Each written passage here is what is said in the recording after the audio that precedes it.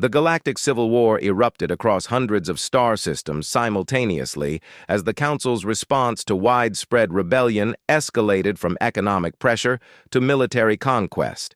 High Counselor Zektar was facing the complete collapse of the tribute system and authorized Operation Restoration to forcibly bring rebellious species back under Council control.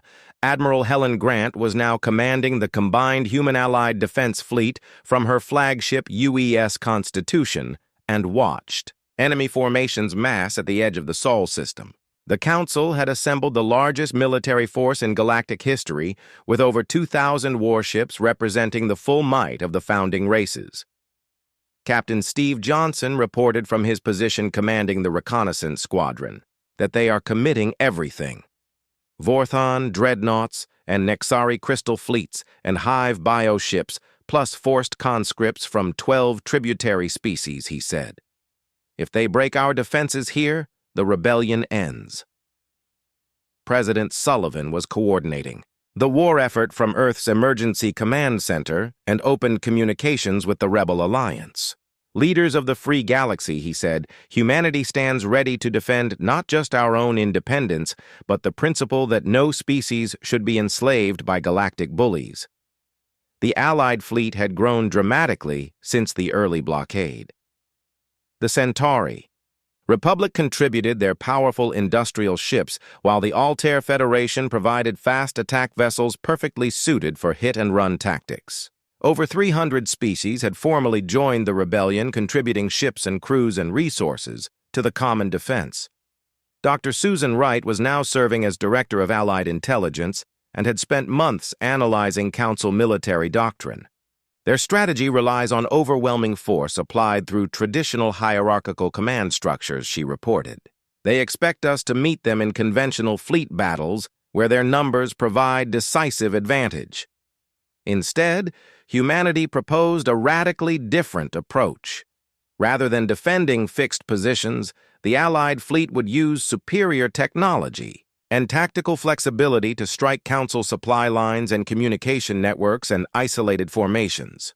Admiral Grant explained to her Allied counterparts that we cannot win a straight fight, but we do not need to. We just need to make conquest more expensive than they are willing to pay. The opening battle occurred not at Earth, but in the remote Vega system where Captain Roy Mitchell commanded a mixed force of human and Altair vessels. When a Council task force arrived to pacify the local population, they encountered the first deployment of humanity's newest military innovation, which was collaborative AI warfare. Rather than individual ships fighting independently, the Allied fleet operated as a single distributed intelligence.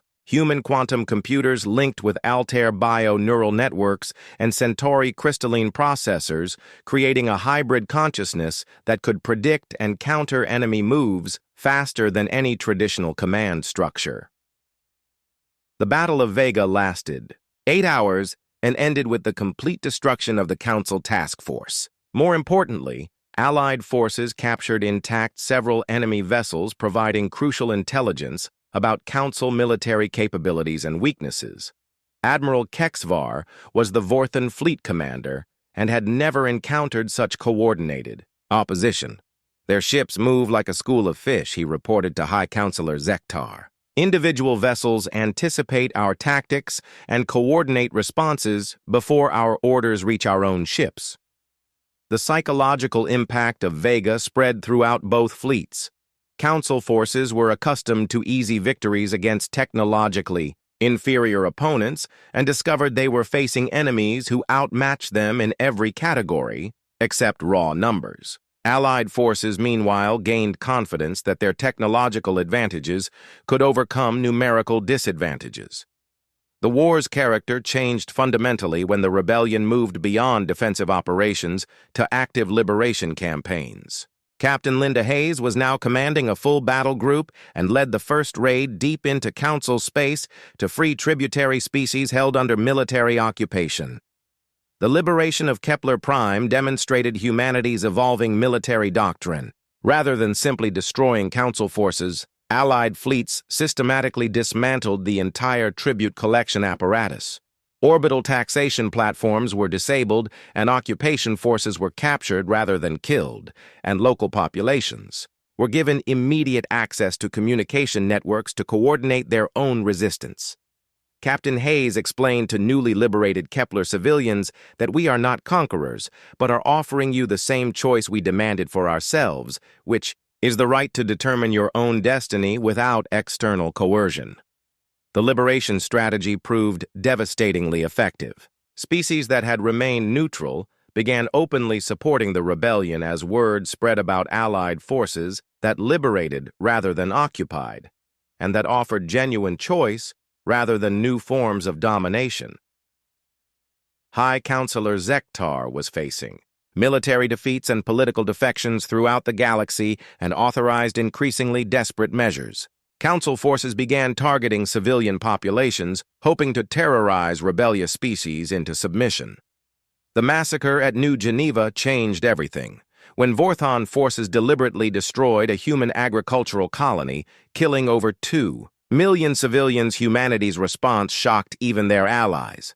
President Sullivan's declaration was broadcast throughout the galaxy. The Council has chosen to wage war against innocent civilians, he said. This is no longer a political dispute about tribute payments, but is a war between civilization and barbarism. Admiral Grant launched Operation Justice within hours of the New Geneva attack. Rather than retaliating against Council civilians, human forces systematically hunted down every ship and officer involved in the massacre. The campaign took 3 weeks and ended with the complete destruction of the Vorthon Third Fleet, including the capture of Admiral Texmore, who had personally ordered the civilian bombardment. The trial of Admiral Texmore became a galactic sensation. Rather than summary execution, humans insisted on a public tribunal where the Vorthan commander could defend his actions before representatives of neutral species. Dr. Wright was serving as chief prosecutor and methodically demonstrated how the tribute system had created a military culture that viewed newer species as inherently expendable. The defendant did not commit war crimes despite serving the Council, she argued. He committed war crimes because the Council's fundamental philosophy treats tribute-paying species as property rather than people.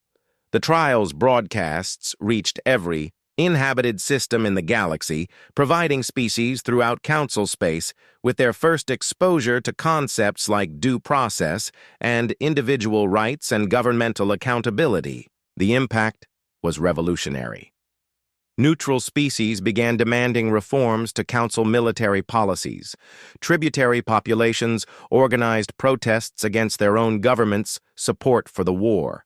Even within founding race societies, dissent grew as citizens questioned whether maintaining the tribute system was worth the galaxy-wide conflict it had created.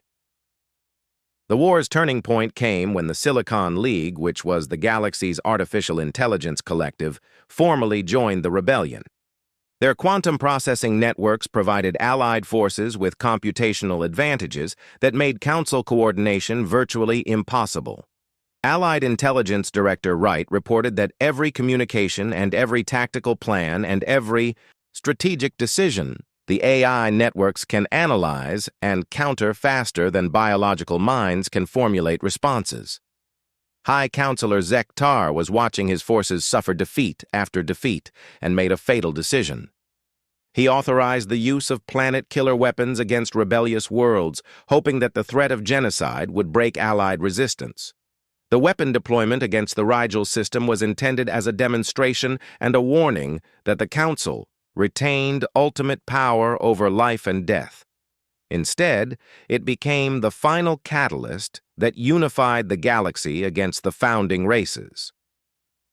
Within days of Rigel's destruction, even tributary species that had remained loyal to the Council began withdrawing their support.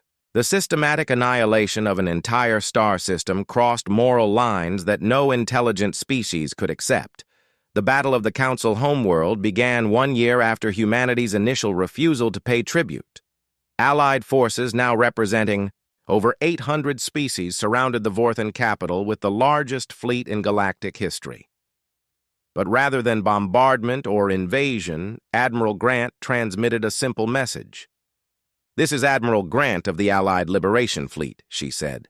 "The war is over and we are prepared to discuss terms for galactic reconstruction based on democratic principles and economic equality." The old galaxy was dead, and what would replace it remained to be seen. The Galactic Constitutional Convention convened on neutral New Switzerland, which was a human colony world chosen specifically because it had no historical ties to either the old council system or the rebellion.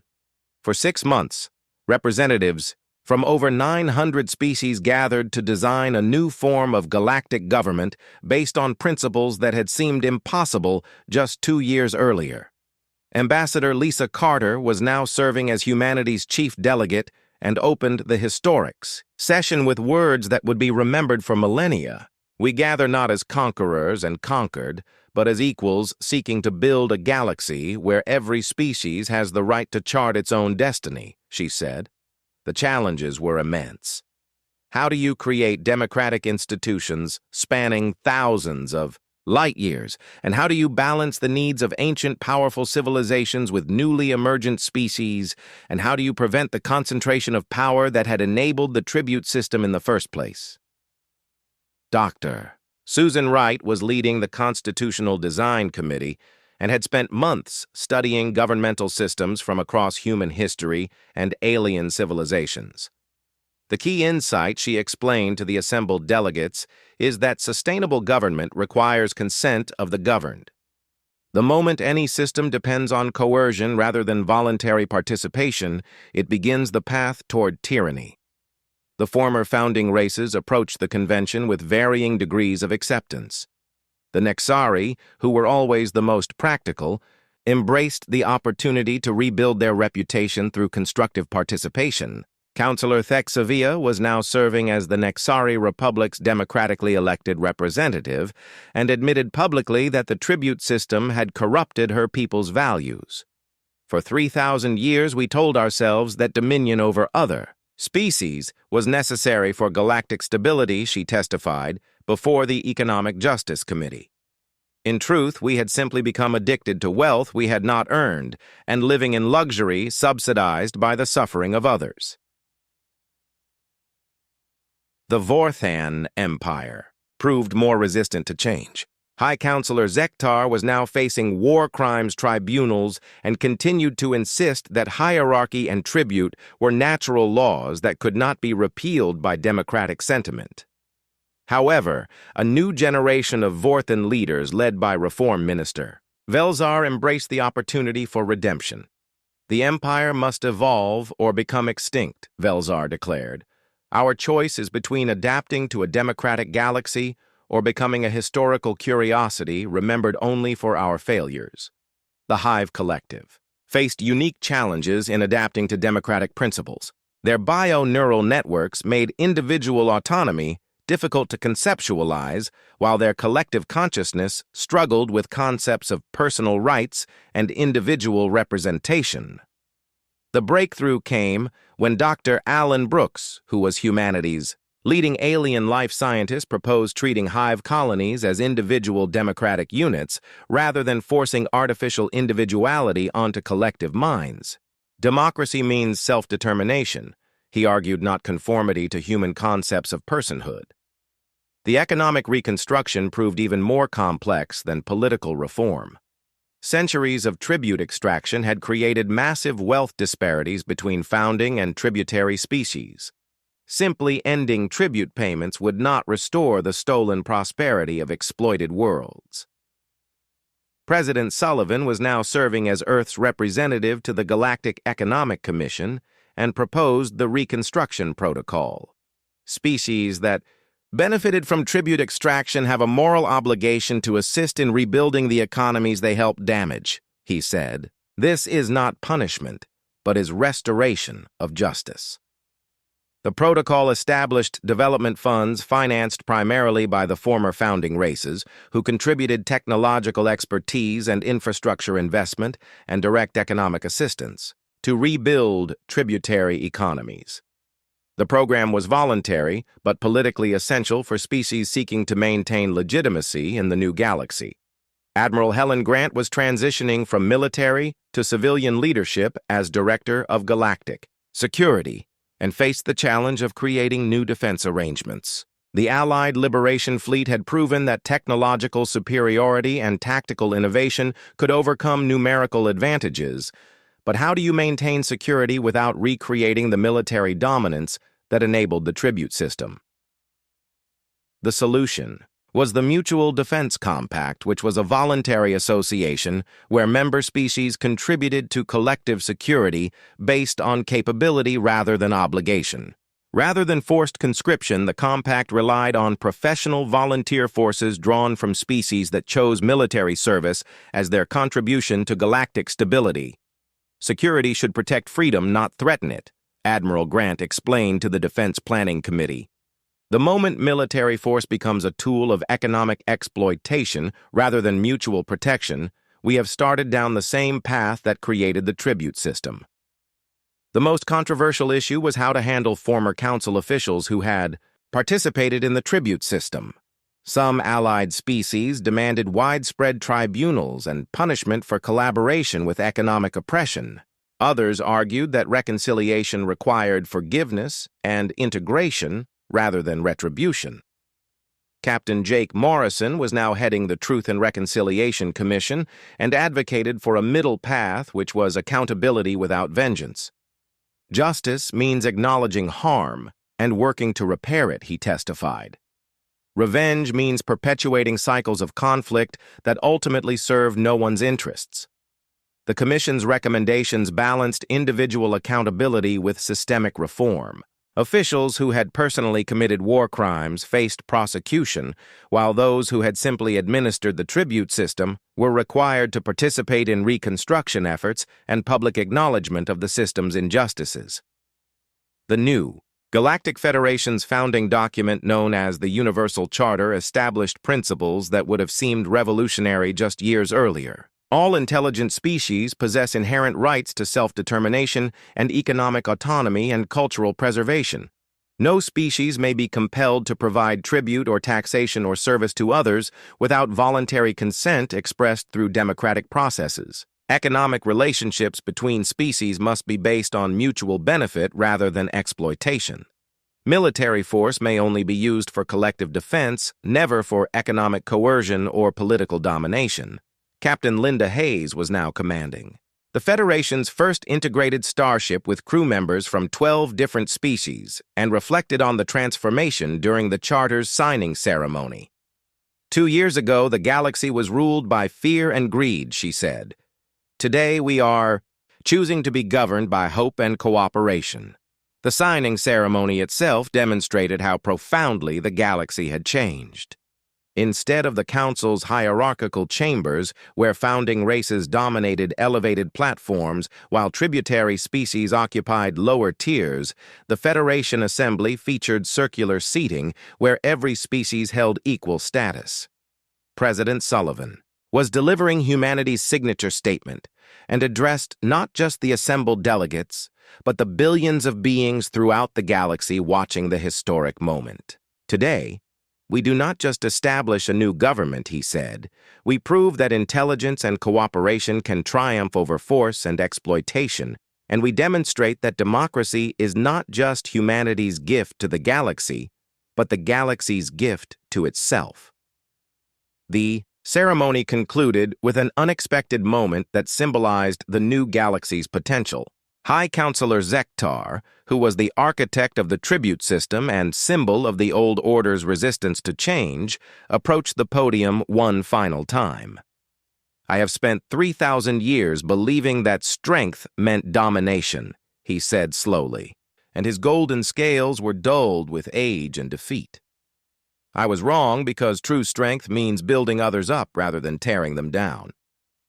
The Vorthon Empire formally renounces all claims to tribute or special status, and we ask not for forgiveness, but for the opportunity to earn redemption through service to the new galaxy we helped make necessary. The assembled delegates representing Species that had suffered under Vorthon rule for millennia rose in a standing ovation that lasted nearly 10 minutes. The sound echoed throughout the convention center and across the galaxy, which was the sound of beings choosing hope over hatred and cooperation over conquest. Dr. Wright was observing the scene and made a note that would later become famous. Today, we learned that the greatest victory is not defeating your enemies, but is turning them into allies. The Galactic Federation was not perfect. Democratic governance across such vast distances and diverse species created constant challenges. Economic reconstruction would take generations, and cultural misunderstandings and political disputes remained common. But for the first time in galactic history, these problems were addressed through negotiation rather than force, and through cooperation rather than coercion. The galaxy had chosen a more difficult path than tyranny, but also a more rewarding one. As the delegates dispersed to their homeworlds to begin implementing the new system, humanity reflected on their unexpected role in galactic transformation. They had started with a simple refusal to pay protection money and ended up leading a revolution that changed the fundamental nature of interstellar civilization. Ambassador Carter was preparing to return to Earth and received a message from the Kepler colony's civilian government. The stars looked the same as they always had from the bridge of the Imperial battleship Dominance. Admiral Vex Korath stood with his 4 arms crossed behind his back, watching the endless void through the massive viewport.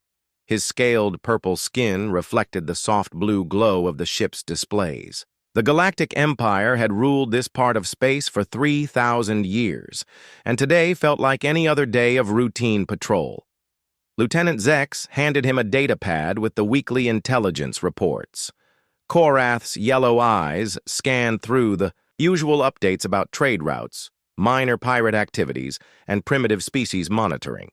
His gaze stopped at one entry that made him let out what could only be described as a laugh. "Humans again," he said to his second-in-command, Captain Thole. "These little pink creatures are still expanding their territory. The report says they now control 12 star systems." Captain Thole's blue skin darkened with amusement. 12 systems in 50 years? My lord, when we first encountered them, they could barely reach their own moon. Their technology was so primitive that our science teams classified them as Category 7. Korath remembered the first contact reports. The humans had been using chemical rockets to reach orbit. Their fastest ships needed months to travel between planets in their own solar system. The Empire's standard procedure had been to simply ignore them until they either destroyed themselves or advanced enough to be worth conquering. "What kind of ships are they using now?" Korath asked. "Basic fusion drives, my lord. Crude gravity. Manipulation for their larger vessels. Nothing that poses any threat to Imperial technology. A single one of our scout ships could destroy their entire fleet." The Admiral walked to his command chair, a massive throne-like structure that reflected his status in the Imperial hierarchy. The Empire had strict rules about dealing with primitive species. First contact required the natives to achieve faster-than-light, travel on their own. Then came a period of observation. Finally, when the species became advanced enough to be useful, they would be offered membership in the Empire under Imperial terms. Humans had achieved their first crude faster-than-light drive only 15 years ago. Their ships moved like drunken space whales compared to Imperial vessels, but they had somehow managed to spread across 12 systems in that short time. It was impressive for primitives, but still nothing compared to the Empire's vast territory of 847 systems. "Perhaps it is time to make formal contact," Korath mused. "These humans seem more energetic than most primitive species. They might make decent workers once properly educated." Meanwhile, in the Centauri system, Captain Jake Morrison was having the worst day of his career. The UES Liberty had been on a routine patrol mission when 3 unknown ships appeared on their sensors. The vessels were unlike anything in human space, sleek, organic-looking craft that moved with impossible grace. "Captain, they're not responding to our standard greeting protocols," reported Communications Officer Lisa Park. Her fingers danced across her console as she tried every frequency humans had ever used for first contact scenarios. "Are they showing any hostile intent?" Jake asked. His crew was trained for exploration and scientific survey, not military engagement. The Liberty carried only basic defensive weapons. "Unknown, sir. They're just watching us." Jake had spent 10 years exploring space for the United Earth systems. He had encountered strange phenomena, dangerous cosmic events, and the occasional mechanical failure that nearly killed his crew. But he had never seen ships that moved like living creatures. The unknown vessels flowed through space as if swimming, through water rather than flying through vacuum. "Send a message on all frequencies," Jake ordered. "This is Captain Jake Morrison of the United Earth Systems vessel Liberty. We come in peace and request communication." The response came in perfect English, which somehow made it more terrifying. "Primitive vessel, you will power down your weapons and prepare to be boarded for inspection. Resistance will result in your destruction." The bridge fell silent. Jake looked at his crew of 23 people. They were scientists, engineers, and explorers. None of them had signed up to be the first humans to make contact with an aggressive alien species. "Captain," whispered his tactical officer, Ben Walker, "their weapons are charging. Energy readings are off our scale." Jake made the hardest decision of his life. "All ships in the area. This is Liberty. We have made contact with unknown hostile vessels. Send everything to Earth Command immediately." The Imperial scout ship fired once. The Liberty's shields, designed to protect against cosmic radiation and small meteorites, collapsed instantly. The hull breached in 17 places. Emergency alarms screamed as the ship began to break apart. Jake's last transmission was simple. "Earth Command, they're not friendly. Prepare for war." The other two human ships in the area, a cargo hauler called the Midnight Express and a scientific survey vessel named Discovery, tried to help. Both were destroyed with casual efficiency by the Imperial scouts. The entire engagement lasted less than 3 minutes. On Earth, President Linda Hayes received the emergency transmission in her office overlooking Lake Michigan. She was a practical woman who had spent her career managing agricultural cooperatives before entering politics. The message from Captain Morrison changed everything humanity thought they knew about their place in the universe. Fleet Admiral Carl Stone arrived at the White House within an hour. He was a tall man with gray hair and the kind of steady demeanor that came from 40 years of military service. With him came Defense Minister Paul Grant, a former engineer who understood both military strategy and industrial capacity. "How bad is it?" President Hayes asked. "Bad," Admiral Stone replied. "We lost 3 ships and 68 crew members. The attacking vessels use technology we can't even begin to understand. Our weapons couldn't penetrate their shields. Their weapons went through our defenses like they weren't there." Paul Grant pulled up a holographic display showing human space. 12 small dots of light represented their colonies, scattered across a tiny portion of what they now knew was occupied territory. "We always assumed we were alone," he said. "Our deep space sensors never detected any signs of organized civilization. Now we know why. Their technology is so advanced that we couldn't even see them unless they wanted us to." President Hayes stood at the window, looking out at the lake where she had learned to fish as a child. Everything seemed so normal down there. People were going about their daily lives, completely unaware that humanity had just learned they were very small fish in a very large pond. "What are our options?" she asked. Admiral Stone's expression was grim. "Militarily? We don't have any. Our most advanced warships are barely more sophisticated than the exploration vessels they just destroyed. If they wanted to wipe us out, they could probably do it with a dozen ships." "But they didn't," Paul Grant observed. "They sent a warning. That suggests they want something other than our complete destruction." A new message arrived through the same communication channel that Captain Morrison had used.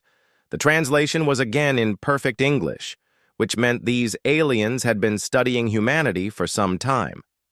Primitive human government. Your species will submit to imperial authority within 6 standard months. Prepare your leaders for integration into the Galactic Empire. Resistance will result in the complete elimination of your species. This is your only warning. The 3 leaders stood in silence for several minutes. Outside, the sun was setting over Lake Michigan, painting the sky in brilliant oranges and purples. It was beautiful and peaceful and completely disconnected from the reality that humanity now faced. 6 months, President Hayes said finally. What can we accomplish in 6 months? Admiral Stone shook his head. Against technology like that? Nothing conventional. We can't build ships fast enough or advanced enough to match them. Paul Grant was quiet for a long moment, then spoke with the careful tone of an engineer working through a complex problem. Maybe we're thinking about this wrong. We can't match their technology ship for ship, but we have something they probably don't expect. What's that? The president asked. We have an entire civilization that's been preparing for space expansion for 50 years. We have industrial capacity, resource extraction operations, and the most stubborn species in known space. Maybe we don't need better ships.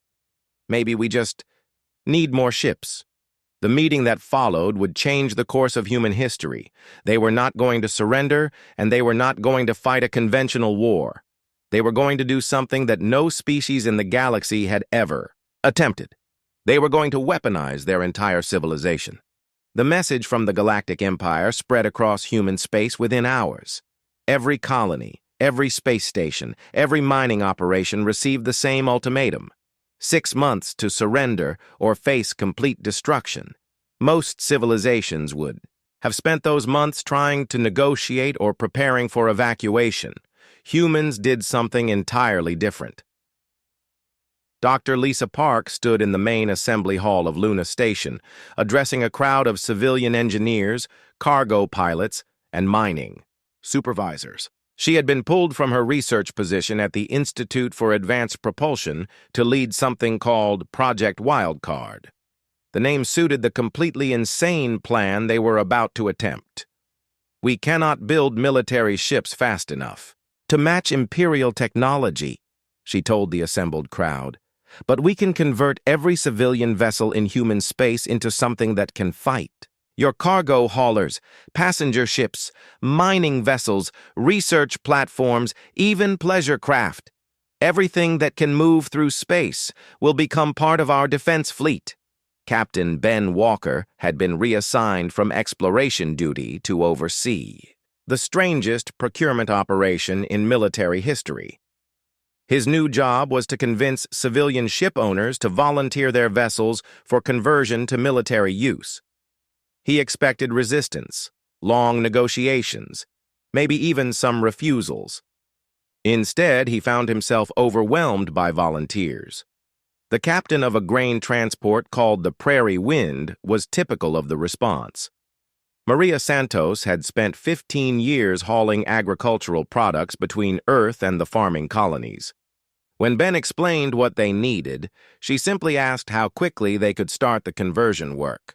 That ship has been my home and my livelihood for most of my adult life, she said.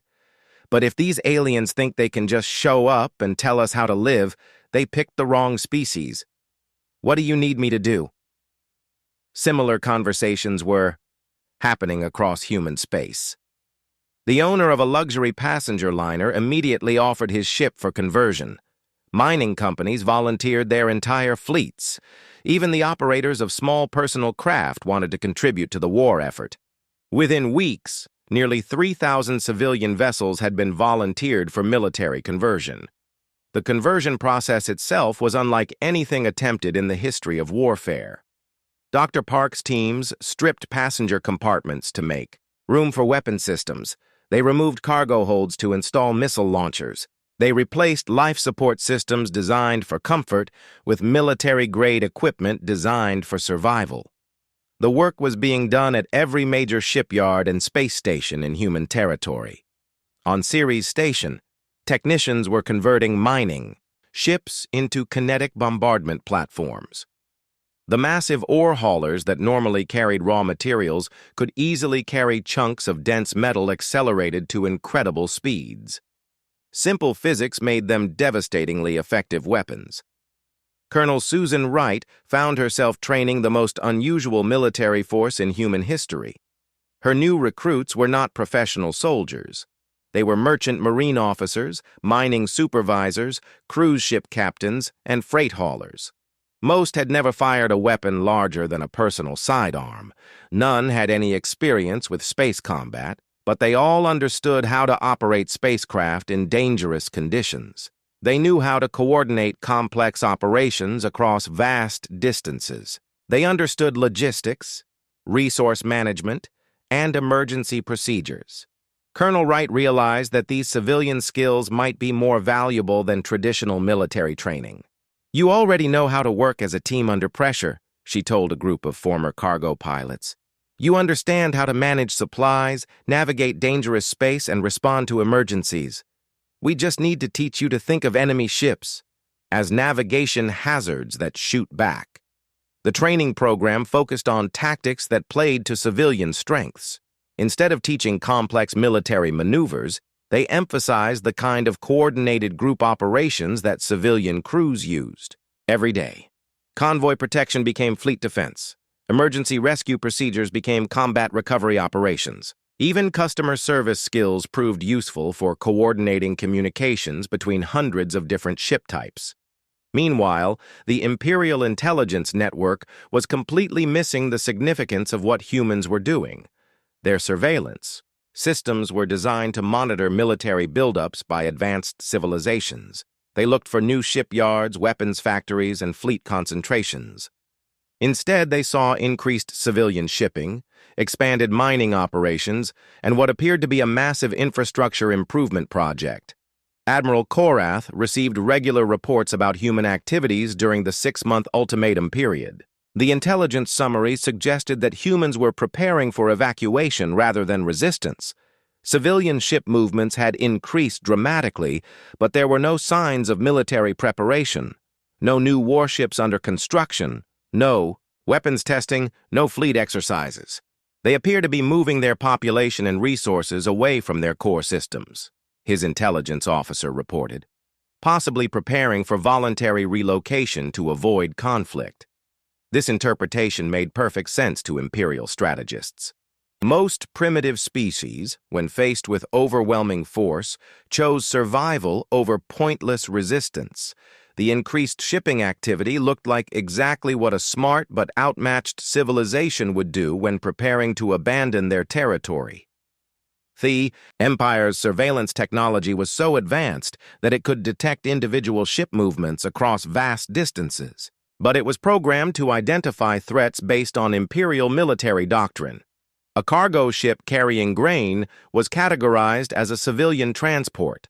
The fact that the same ship now carried missile launchers hidden in modified cargo containers was invisible to sensors designed to look for conventional military hardware.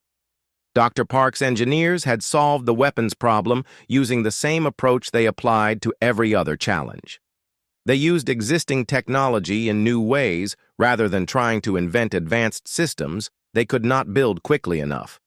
Simple kinetic projectiles became ship-killing weapons when fired at high velocity. Basic explosives became devastating when deployed in large numbers. Even civilian communication equipment became a military advantage when used to coordinate the movements of thousands of ships. The most important innovation was the automated manufacturing system that turned space debris into guided missiles. Dr. Park's team had modified standard industrial fabricators to work with whatever raw materials were available. A destroyed ship became the raw material for dozens of new weapons. The battlefield would essentially become self-sustaining, growing more dangerous as more vessels were destroyed. Ben Walker spent his days visiting shipyards and conversion facilities across human space. He watched luxury cruise ships being stripped down to their basic hull structure and rebuilt as weapons platforms. He saw mining vessels being fitted with military-grade sensors and communication equipment. He observed cargo haulers being converted into troop transports and supply ships. The scale of the operation was staggering. Humanity was essentially rebuilding its entire civilian space fleet as a military force, but they were doing it using civilian expertise and civilian resources. The result would not look like any military fleet in galactic history. 3 weeks before the Imperial deadline, Colonel Wright received her final batch of volunteer crews. These were the operators of small personal spacecraft, pleasure boats, and single-person exploration vehicles. Many of their ships were too small to carry serious weapons, but they could serve as scouts, messengers, and emergency rescue craft. Among them was an elderly man named Tom Bradley, who owned a small passenger shuttle that he used for sightseeing tours around Earth's orbital stations. His ship could carry 8 passengers and had no weapons capability at all. But Tom had been flying in space for 30 years and knew every navigation hazard, communication relay, and emergency shelter in the solar system. "I cannot fight there. Big ships," he told Colonel Wright. "But I can make sure our people know exactly where those ships are and how they move. Sometimes information is more valuable than firepower." President Hayes received daily reports on the conversion project's progress. The numbers were encouraging, but the reality remained sobering. In 6 months, humanity had managed to assemble nearly 3,000 armed vessels of various types and sizes. The Imperial fleet that was approaching human space reportedly consisted of only 12 ships, but each of those ships was technologically superior to anything humans could build. The question was not whether humans could match Imperial technology. The question was whether sheer numbers and unconventional tactics could overcome technological superiority. In 3 weeks, they would find out if their gamble would save human civilization or merely delay its destruction. Admiral Stone reviewed the final deployment plans with a mixture of pride and terror. Humanity had accomplished something unprecedented in the history of warfare. They had converted an entire civilization's economic infrastructure into a military force. Whether that would be enough to survive remained to be seen. Admiral Korath emerged from hyperspace at the edge of human territory, expecting to find a small fleet of desperate primitives ready to surrender. Instead, his sensors detected what appeared to be a massive asteroid field moving in perfect formation toward his position. The readings made no sense according to Imperial tactical doctrine. "Navigation officer, report," Korath commanded from his throne aboard the Dominance. "My lord, we are detecting approximately 3,000 objects moving at combat velocity toward our fleet. They appear to be asteroids, but their movement patterns suggest artificial control." Korath's yellow eyes narrowed as he studied the tactical display. The objects were spread across a volume of space larger than most star systems, but they were clearly coordinated. No natural phenomenon could explain such organized movement of so many massive objects. "Scan for weapons signatures," he ordered. "Scanning, my lord. The readings are unusual. We are detecting energy patterns consistent with primitive fusion drives, basic missile systems, and kinetic projectiles. But the scale is unprecedented." Captain Jake Morrison stood on the bridge of what had once been a grain hauler called the Prairie Wind. The ship now bore the designation UES Defiance and carried enough firepower to destroy a small moon. His crew consisted of former agricultural workers who had volunteered to defend their way of life against alien invaders. "All ships, this is Morrison," he broadcast on the fleet communication channel. "Remember your training. We are not trying to win a traditional space battle. We are trying to convince these aliens that attacking humanity costs more than leaving us alone." The response came from nearly 3,000 ship captains across human space. Former cruise ship operators, mining, supervisors, cargo pilots, and freight haulers all confirmed their readiness for combat. Many of them had never fired a weapon in anger, but they all understood the mathematics of the situation. Dr. Lisa Park commanded a converted research vessel that looked nothing like its original configuration. The ship had been stripped of scientific equipment, and rebuilt as a mobile weapons factory. Her crew included former laboratory technicians who now operated automated systems that could convert space debris into guided missiles in real time. "Jake, this is Lisa," she called over the communication channel. "My manufacturing drones are operational. As soon as the shooting starts, we can begin converting their wreckage into additional ammunition." The Imperial fleet opened fire with the casual confidence of a superior force engaging primitives. Their plasma cannons and gravity weapons struck the leading edge of the human formation with devastating accuracy. Dozens of human ships died in the first minutes of combat, their crude shields no match for Imperial technology. But something unexpected happened next. For every human ship destroyed, 10 more kept coming. The human formation did not break or retreat when faced with superior firepower. Instead, it seemed to flow around the Imperial ships like water around rocks in a stream. Captain Ben Walker had command of a converted passenger liner that now served as a coordination vessel for the human fleet. His bridge crew included former tour guides who used their knowledge of crowd management to predict enemy movement patterns, and hospitality workers who applied customer service principles to fleet coordination. "Imperial ships are focusing their fire on our largest vessels," he reported to the fleet. "All cargo haulers and mining ships begin evasive maneuvers. Passenger liners and small craft move to flanking positions." The human tactics made no sense to Imperial strategists. The primitives were not trying to preserve their most valuable ships or protect their command vessels. Instead, they seemed to treat every ship as an expendable resource in a larger plan that defied conventional military logic. Admiral Korath watched in growing confusion as human ships began ramming his vessels. A converted mining ship accelerated directly into the side of an Imperial cruiser, detonating its cargo hold full of explosives on impact. The cruiser's shields absorbed most of the damage, but the attack served no apparent tactical purpose. "Why are they destroying themselves for no strategic gain?" he asked his tactical officer. "Unknown, my lord. Their attack patterns suggest they are willing to accept unlimited casualties to inflict minimal damage on our fleet." Then the Imperial fleet encountered something that their doctrine had never anticipated. The debris from destroyed human ships was not simply floating wreckage. Automated systems were somehow converting the destroyed vessels into clouds of guided projectiles that turned the battlefield into a storm of high-velocity metal. Colonel Susan Wright commanded what had been a luxury cruise ship before conversion to military use. Her vessel carried no passengers now, only automated weapon systems operated by a crew who had once specialized in entertainment and hospitality services. They approached space combat with the same methodical efficiency they had once used to manage vacation schedules. "Target the Imperial flagship with kinetic bombardment," she ordered. "All available ships, prepare for proximity detonation." The human fleet began implementing tactics that violated every principle of space combat known to Imperial military science.